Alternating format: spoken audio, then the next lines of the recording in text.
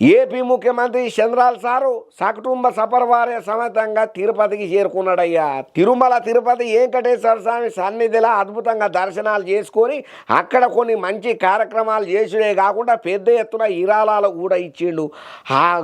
ఇప్పుడు ఉన్నట్టుండి చంద్రాల సారు తిరుపతికి ఎందుకు వేయండు, ఏమిటికి ఇరాలాలు ఇచ్చిండు, ఏమేమో చేసిండు అని చెప్తున్నాడు. ఇంతకీ ఏం చేసిండు అయ్యా చంద్రాల సార్ అని అంటారా? నేను చెప్పను, వార్త వచ్చింది చూడుండ్రి.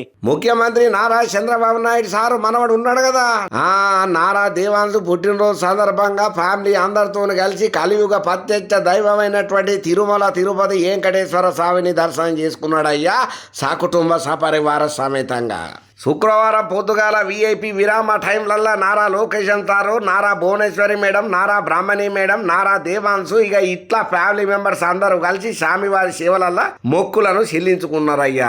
స్వామివారిని దర్శనం చేసుకున్న తర్వాత చంద్రబాబు సార్కు స్వామివారి శేషవస్త్రాన్ని అందించిండ్రయ్యా. దాని తర్వాత రంగనాయకుల మండపంలో వేద పండితులు ఆశీర్వచనం కూడా చేసిండ్రు. ఆలయ అధికారులు శ్రీవారి తీర్థ పదార్థాలను కూడా అందజేసిండ్రయ్యా.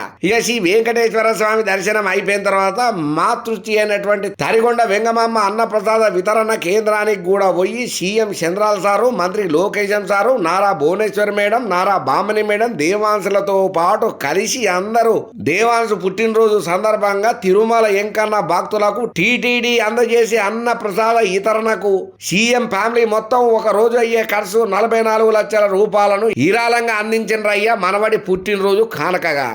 దీంతో ఒక రోజు మొత్తంలో అన్నప్రసాద బంగ్లాల దేవాంశు పేరు మీద అన్న ప్రసాద వితరణ చేస్తున్నదయ్యా టీటీడీ. అంతనే కాకుండా అన్న ప్రసాదాలను స్వయంగా ఫ్యామిలీ అంతా కలిసి వడ్డన చేసిండ్రయ్యా. వచ్చిన వాళ్ళు కూడా మంచిగా తృప్తిగా తినిపోయిండ్రు.